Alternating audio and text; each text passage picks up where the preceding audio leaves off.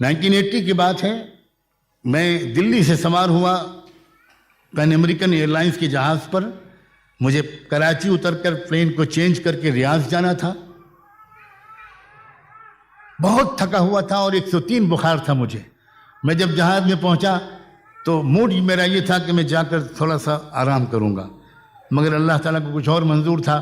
میرے بغل کی سیٹ پر ایک سردار جی بیٹھے ہوئے تھے جو فرینکفرٹ سے اکیلے چلے آ رہے تھے اور بہت بور ہو رہے تھے، اور وہ انتظار کر رہے تھے کہ دلی میں کوئی پیسنجر میرے بغل میں آ کے بیٹھے تو میں جم کر باتیں کروں. میں سونے کے موڈ میں تھا، وہ باتیں کرنے کے موڈ میں تھے. انہوں نے باتیں چھیڑی اور باتیں کیا. ہم انڈینز کا ایک خاص مزاج ہے، سفر کے دوران ہم زبردست پولیٹیکل باتیں کرتے ہیں. جب اپنا اسٹیشن یا ایئرپورٹ آ جاتا ہے تو سماج سب ٹھیک ہو چکا ہوتا ہے اور ہم آرام سے اتر جاتے ہیں. پوری کرانتی آ چکی ہوتی ہے.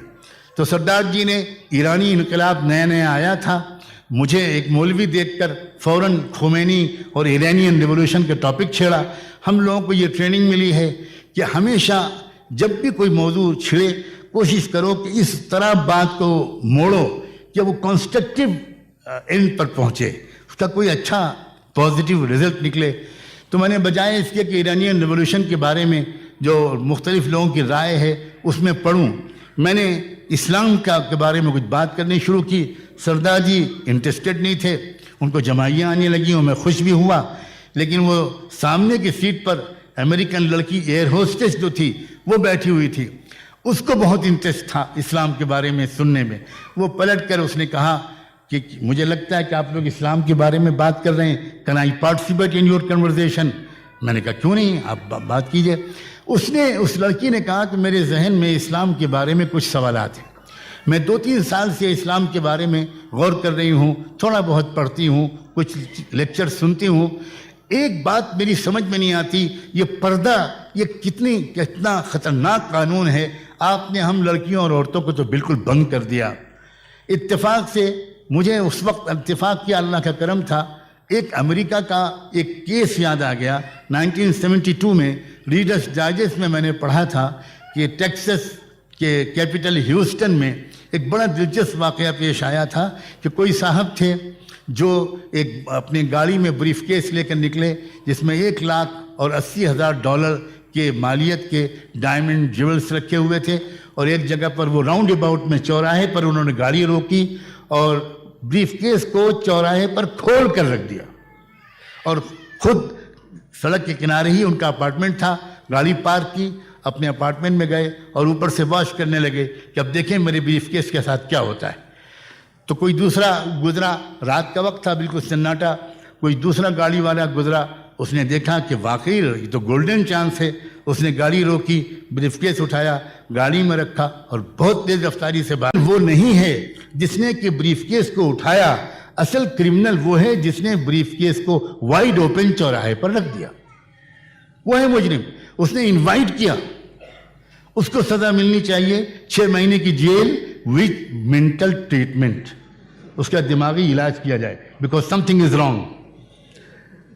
اور جہاں تک اس کے پرانے اصلی مالک کا سوال ہے تو امریکن ہائی کورٹ نے ریکمینڈ کیا، آرڈر نہیں کیا، ریکمینڈ کیا کہ اس میں سے اتنے $1,000 یاد نہیں رہا مجھے، 25-30 ہزار، وہ اس کے سابق مالک کو واپس کر دے اور باقی جو ہے وہ چیریٹیبل سوسائٹیز میں ڈسٹریبیوٹ کر دیا جائے. تو میں نے اس لڑکی سے پوچھا ایئر ہوسٹس سے کہ آپ سمجھی کہ آپ کے سوال کا جواب ملا کہ نہیں ملا؟ تو 1-2 منٹ کے لیے تو شی واز کوائٹ پزلڈ. اس کے بعد وہ سمجھ گئی کہ اچھل گئی.